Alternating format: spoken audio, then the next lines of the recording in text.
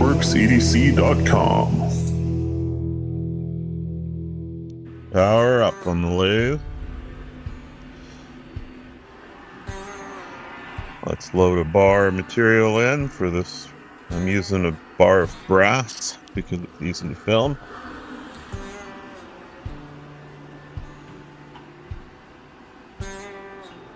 So the first thing I do is I set the length of my part sticking out from the chuck.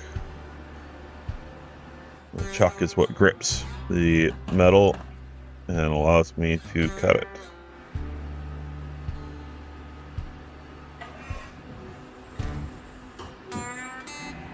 Cycle start.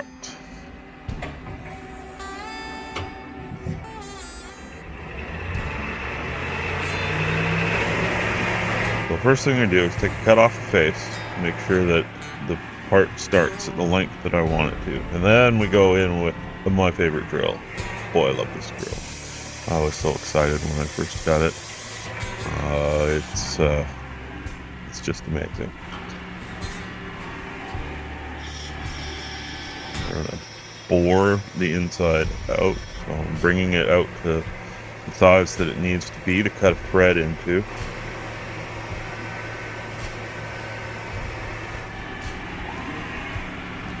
I don't cut my threads in the lathe.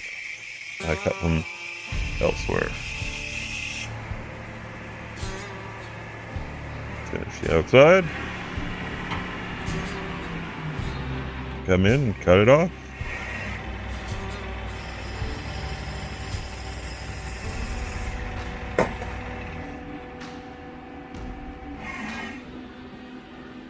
Fish it out of the bin. And go and check the measurements. So it's pretty important that the sizes be correct for the next operation to make sure that it fits on the fixtures accurately and properly. Functionally, it doesn't really matter that much, but for the fixtures it does really matter.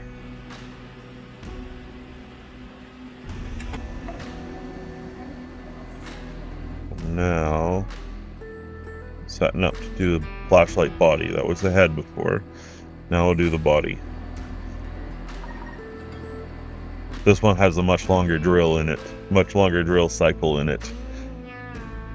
I love that drill. So it's got a carbide insert on the head of it that allows it to drill really fast, really accurate, and last forever. Just excited every time I see it. Every time it cuts, I get excited. Alright, so I'm going slow here because this is the first one that I've done today, and I just need to make sure that I haven't fat fingered anything.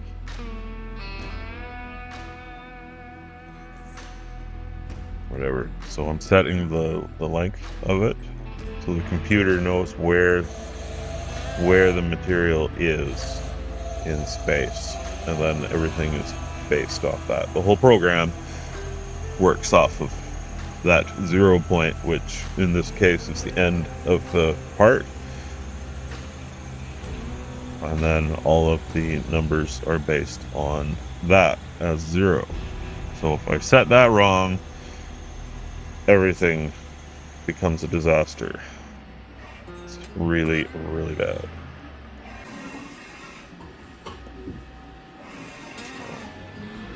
I'm gonna put a groove in here. This is the O-ring. No, it isn't. This is the finish cap.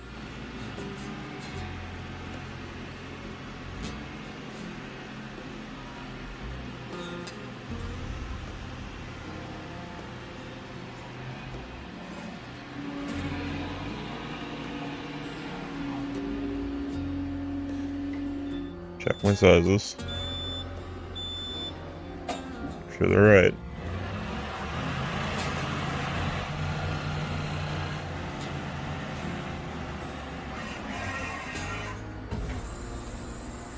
Go in, put a jamper on that.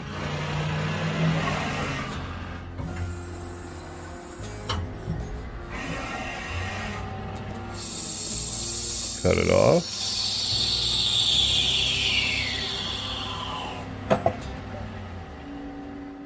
And bar pull. So that's bar puller. We built it in-house, and it allows us to run this machine for quite a while without having to go in and reset material. So it lets me do more stuff around the shop while this thing runs, cuts.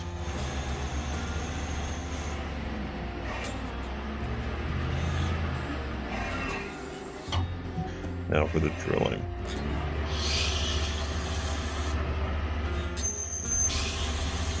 It's just so exciting. I could watch that all day.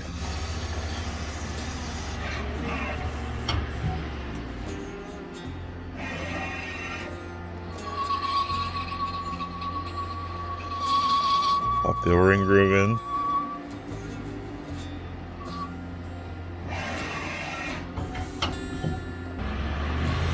Final finish cut.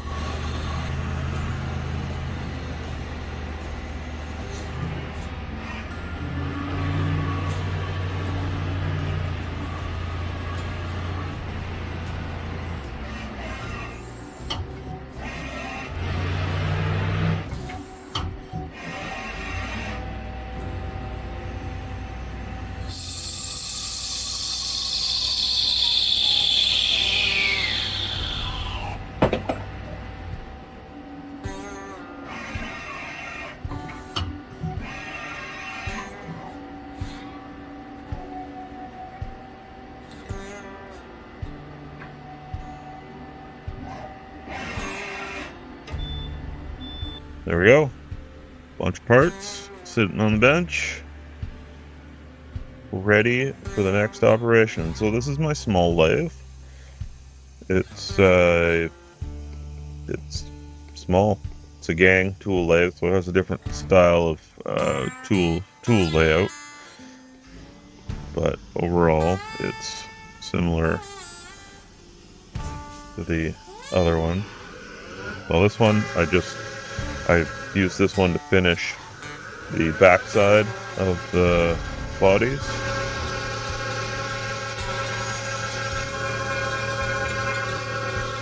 We're going and cutting all the undercuts and stuff in there that hold the switch boot and the switch in.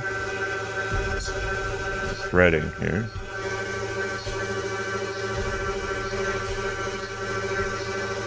And the clicky switch that's in our F2s and F3s and actually most of our flashlights, it has a thread on it, so you got to put a thread in to screw it down into the body of the flashlight.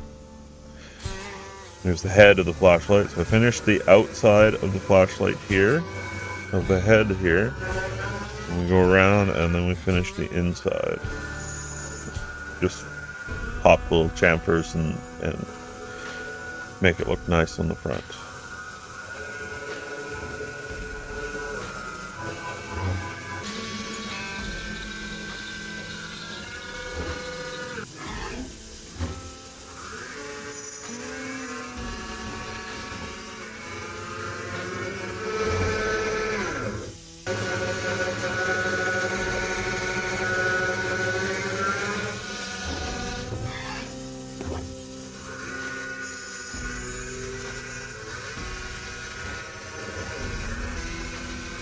The numbers on the tools tell me what number they are in the computer. So I'll get my fixturing ready to machine the flashlights. This is my tombstone. It's called a tombstone. It's 4 sides with a bunch of holes in it, and the holes are alternating threaded and accurate reamed holes for pins. That lets me locate my fixtures accurately on the tombstone, and I can program off of the tombstone location rather than part locations. So we're loading tools here. And a tool change. That tool change sure scared me a lot when I first got this machine. It was so fast compared to what I was used to. So this is the tool probe, so it's setting the length of the tool. So the computer knows how long the tool is, so it doesn't smuck it into anything.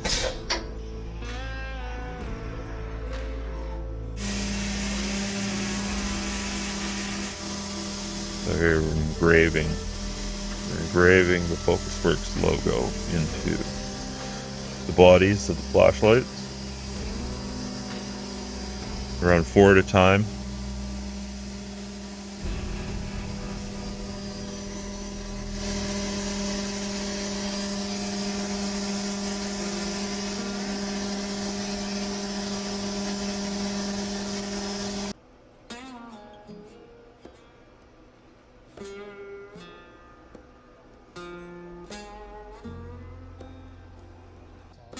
So I check the logo engraving to make sure that edges aren't peeled over, particularly in aluminum. If my tool is a little bit dull, it will push a burr into the engraving beside it, and then that will mask off anodizing, and there'll be white spots in the engraving after anodizing. So here I'm loading the pallet. So I keep 2 of these ready to go so that the machine cuts one while I load the other one on the bench.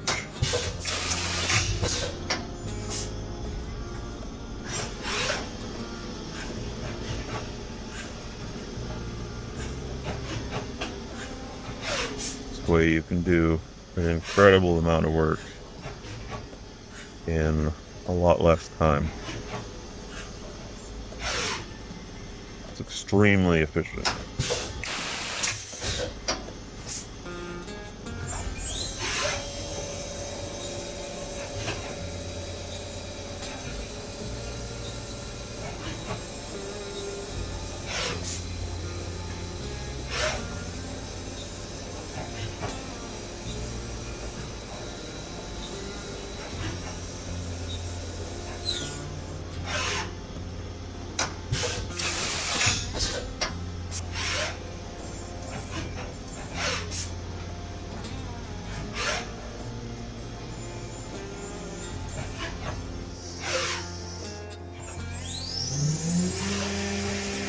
You can see me loading my pallet off the side there.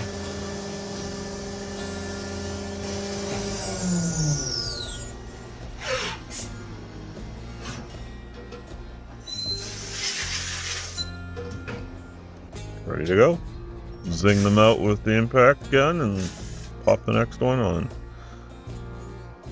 So here I'm setting up to machine heads. I have to double check that the fixture is running true to the center of the rotation there.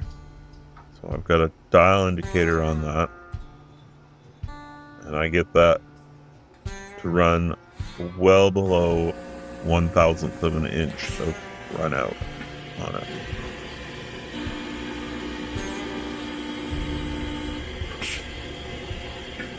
Cutting the flats for an F2 here.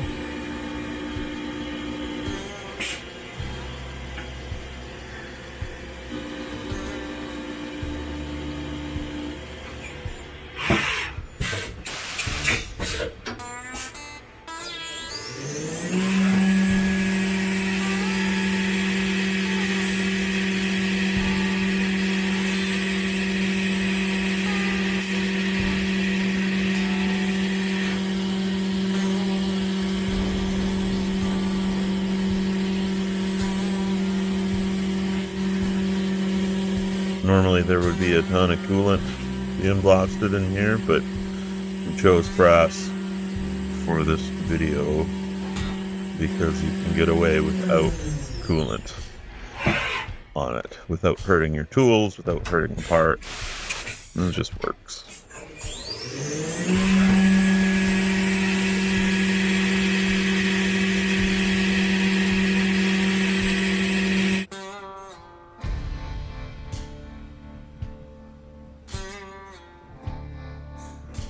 Now, I'm going to go in and put the thread on the head. So I do this in the milling machine because I've found that threads work better, particularly in titanium. It just functions better. There's less chance of it seizing in the other part, so it's worth the effort to do that. So here I'm cutting dragon skin in an F2R head.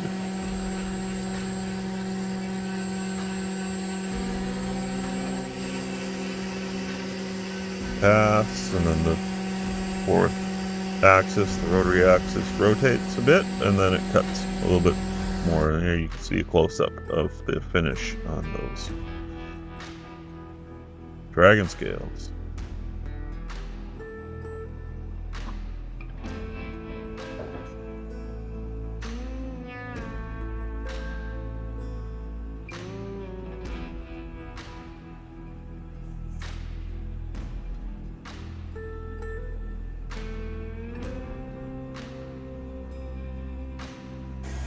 I'm cutting the mating thread to that on the rotary axis on the tombstone again. So I have different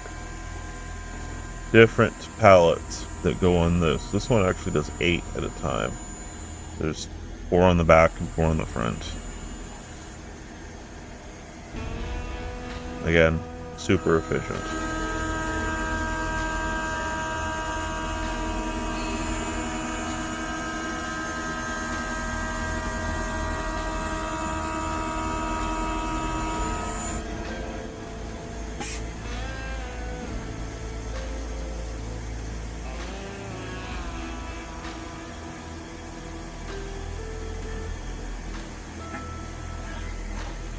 There, I turned my rapids up so that it rotates a little faster.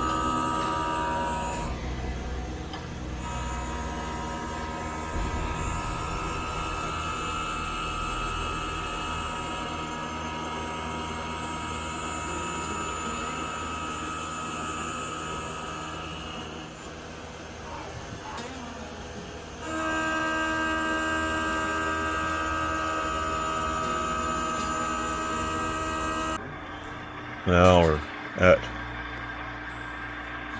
finishing lathe. So this is a wood lathe. It's actually a really good wood lathe, a one-way. If you know wood lathes, they're a pretty high-end one. It was my dad's before he died, and it's one of the few tools that I kept and used pretty much every day. It's been a great machine. Super handy. Way easier to use than a metal lathe for doing handwork. Polishing, sanding, that kind of thing.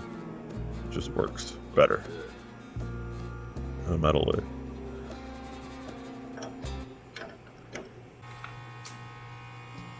Now, like, going a tumbler. Stone washed is kind of my default finish for a lot of my products because it's so efficient. I've talked about efficiency a few times. It's with just one person here, or me and my wife, there's only so many hours in the day, and I need to be as efficient as possible, or I will never have anything to sell, put on the website.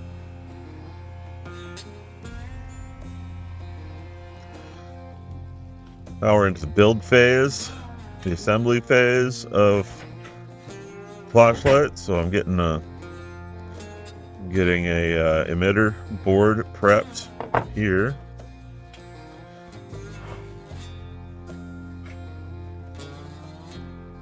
Got the soldering iron turned on and out here, so I'm going to tin contact plates on the emitter board. This is where the wires from the driver attach to it and send power to the LED light.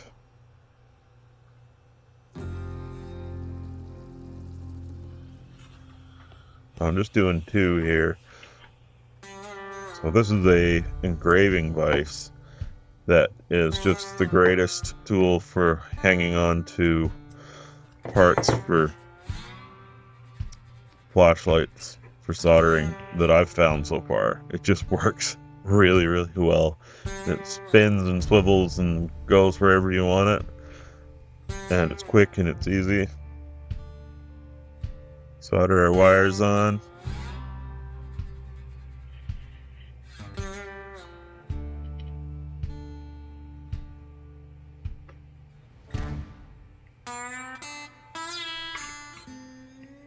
See it swiveling away there.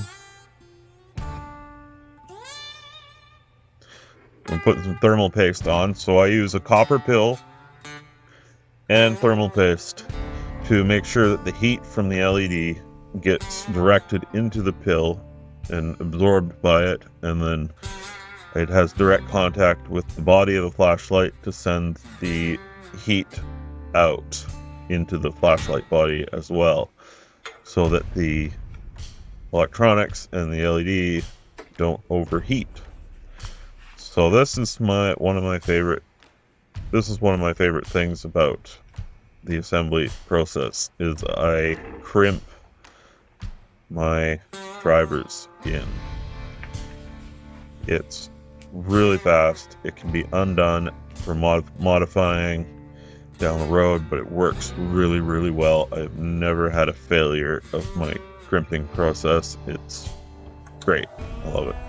I built this. This is probably the first electrical thing that I built from scratch ever. This little driver for screwing pills into flashlight heads. It's just one of the best things I've ever built. Saves so much time, so much easier than screwing them in by hand.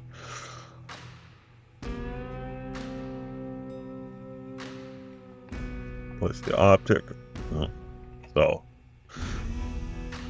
I've gotten fingerprints on that probably. Which is why I'm wiping it off.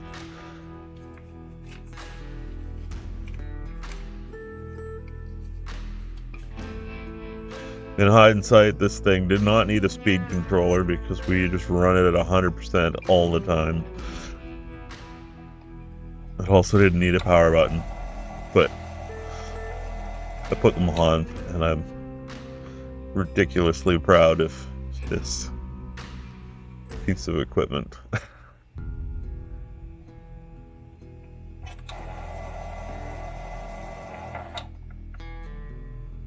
I'm not very good with electrical stuff, so that's why I'm so pleased with myself for building that.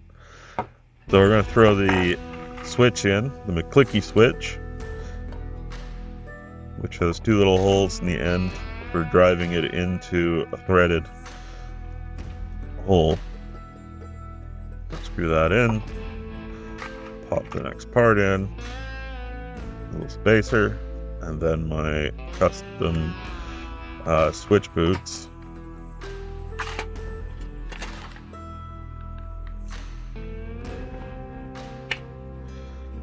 So we use water as a lubricant on the O-rings. So we use an O-ring to hold the switch boot in, and we were having trouble with not being able to get the O-ring to seat until we realized that it needs a little bit of lube, and all it needs is a little bit of water, which evaporates away, and away we go. And then that tool just pops the O-ring in like nothing.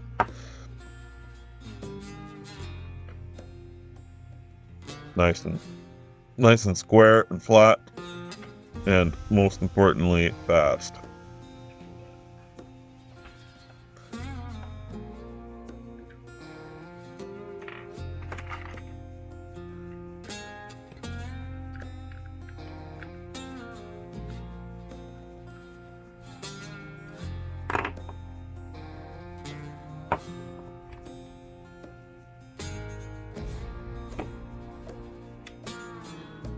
There's a bit of a trick to getting the O-ring to seat. You have to do that little dance with it, the wiggle, to get the O-ring started, and then you just give it a whack on the top and it pops it right in.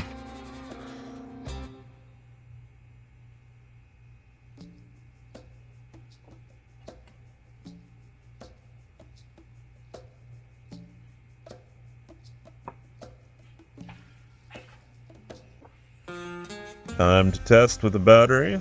And test every single flashlight. Every single flashlight that gets built gets battery put in it and checked on the bench. Make sure that there's no shorts and that everything's functioning as it should.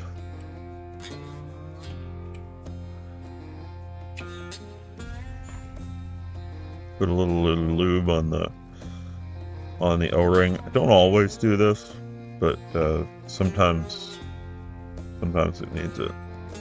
Just helps it pop into its O-ring groove better, smoother.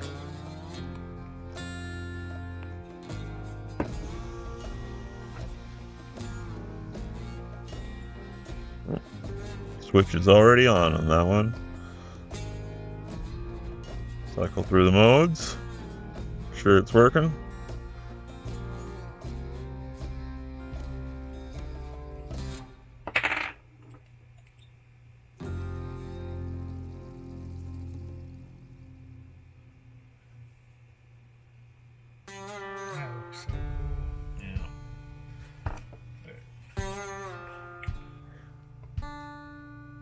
Now, last step is to put the pocket clip on. So much machining dust on this thing.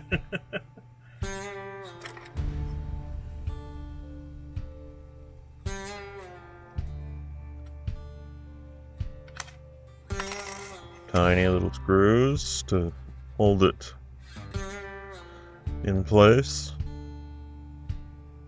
It's funny, every once in a while, I'll have to use some, proper sized bolts, and it'll be shocking how big they seem.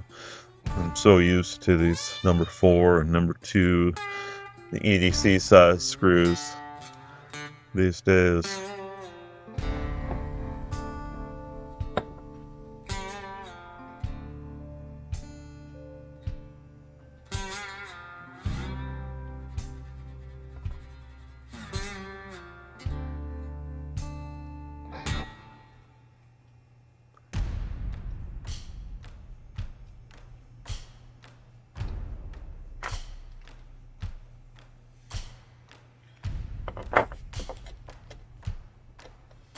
There we go.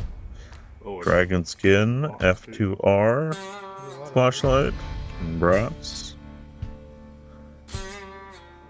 And an F2 in brass as well.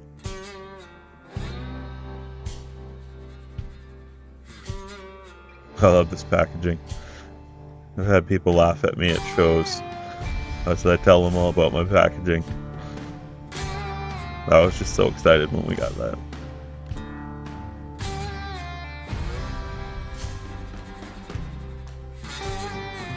Handmade in Canada. FocusWorks EDC.com.